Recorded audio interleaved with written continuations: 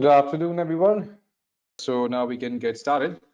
My name is 𝐑𝐞𝐻, and I have been in this IT domain for around 14 years, working as a solutions architect for different industry verticals, including insurance, banking, retail, aviation, and other location-based services. And in terms of the trading front, I have been working as a corporate trainer since last 5 years now. So let us get started with the React.js basics. So again, this is not for advanced. This is a simple basic introduction on how React.js is structured. Now, first of all, let's talk about what exactly React.js is. Then we'll talk about React.js installation, the simple Hello World program, and then we are going to discuss on top of React.js fundamentals as a part of simple hands-on. So this is what we are going to cover as a part of today's journey.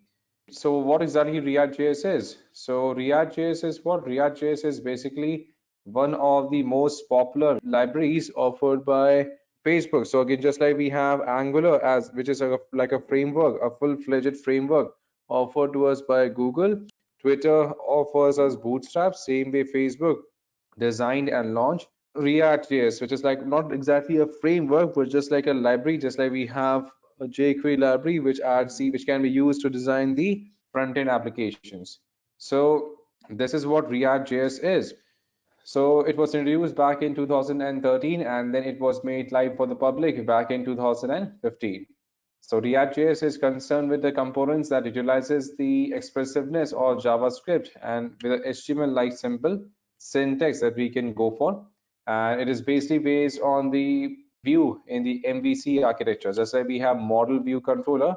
So this React is basically used to design the view component of the React. That's how it works.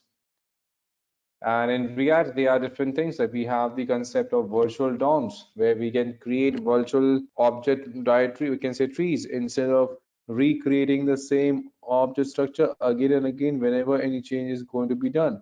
And this thing simply makes React.js much faster as compared to other platforms, so that we don't have to recreate the same tree again, the complete tree set again and again, if we have to update just a one single tree item.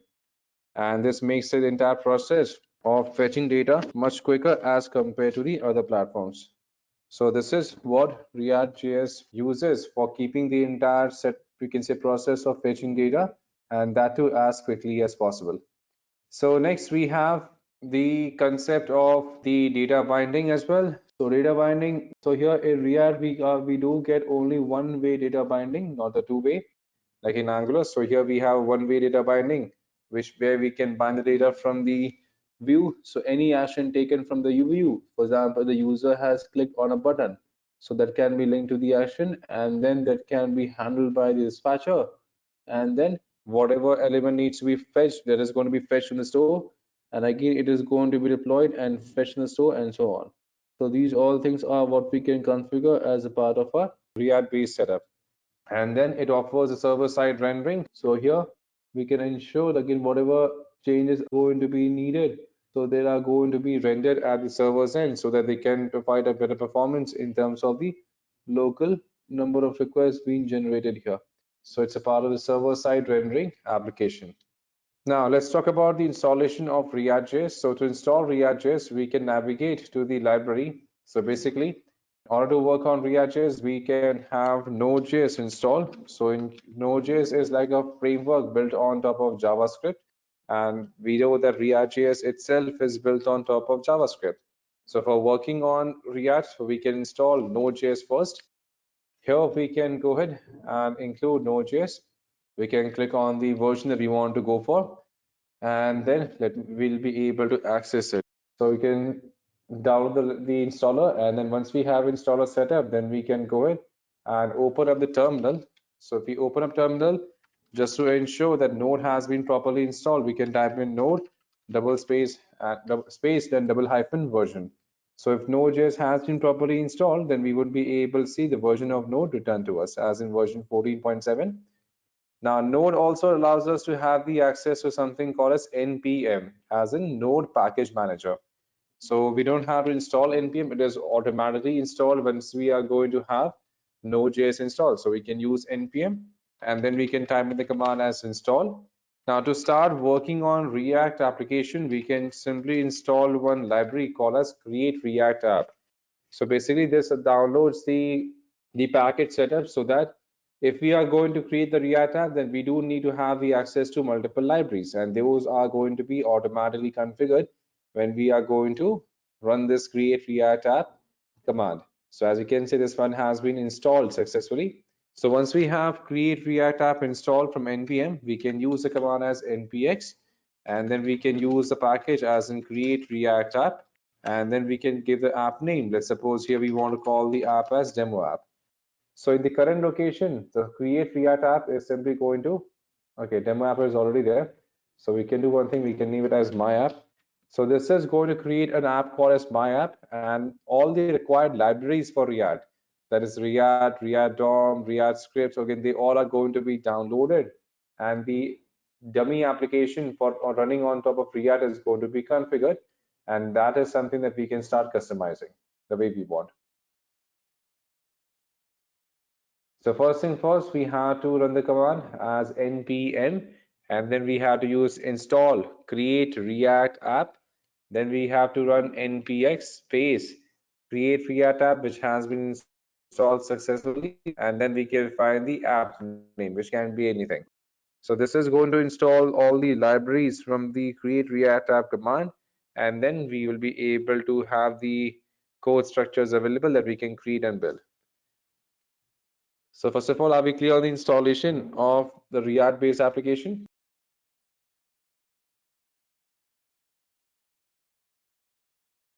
So as we discussed, first of all, we have to install create React app by using npm space install create React app. Once this is done, then we have to use npx and then space create React app library that we have installed, and then we can give any name to the app. All right.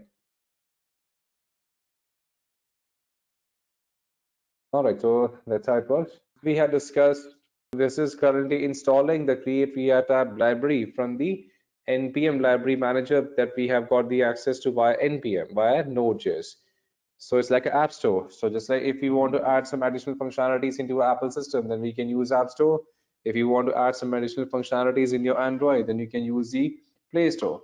So same way we do have the store, we can say the library available for npm, which is going to have multiple packages required to be up and running for the node, and then we can directly install them so that we don't have to manually go ahead and configure the scripts. All right. And once we are done, so what we can do is we can go ahead and switch to this folder here as in my app, and then we can type in npm space start. So this is going to start the npm script, and based on the React app library that we have deployed the React app on. So React app is by default installed on port 3000 in the local host, and this is a sample React application that we can see opened up in the browser. And now to start editing it, what we can do, we can navigate to our VS Code, and here we can click on open, and here we are going to open up the entire folder for my app, which is going to contain the entire structure for a React based application. So node modules contain all the node packages that we have installed and we have initialized, and then we have the public where we have the index or HTML, which is a main page which is going to be rendered in the browser.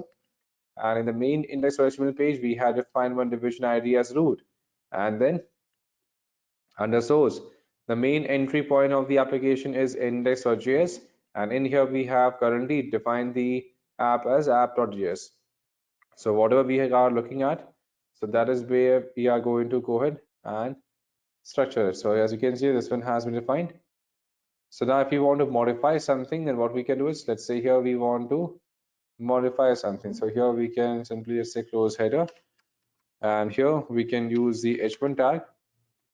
Suppose, let's say here we want to use the center, we want to use the h1 as in, suppose, say welcome to React app. So what we have done here, we have modified the main app itself, and if we go back to the browser, we would be able to see this change is now going to be visible in the browser. We can see it says welcome to React app that we have configured in a VS Code. And now if we want, we can have multiple components created, and then we can include them the way we want. So let's say if we have a requirement of creating multiple components.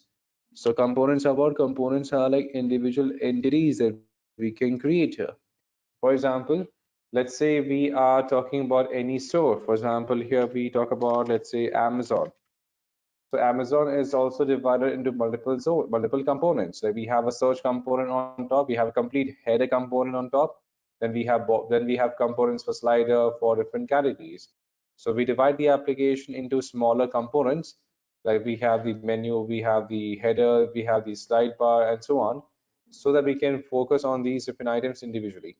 So let's say within the header component, again, we have multiple components. Like we have the components for menu, we have components for the name, for the name system, for the account management, for the user, and so on, and for the users to search over the items.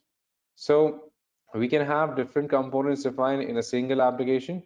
So let's say in React, if we want to create multiple components, and first of all, we do need to create files. Let's suppose here we have, let's say here we can name this component as contact.js.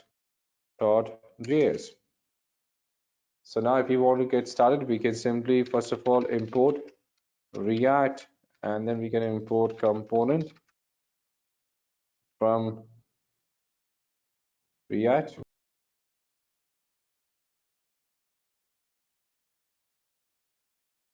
And then if you want, we can define suppose class suppose contact class contact extends component, like we have the setup for inheritance. Then we can define the render function. Now within render, let's suppose here we want to define return, and as a part of return we want to specify everything inside division. And in here we want to place, suppose say here we have a custom component, or let's suppose we want to add a date. Let's say here we define January 17 2021, and here we can add another line, suppose as h4, or suppose let's say h5 as custom component.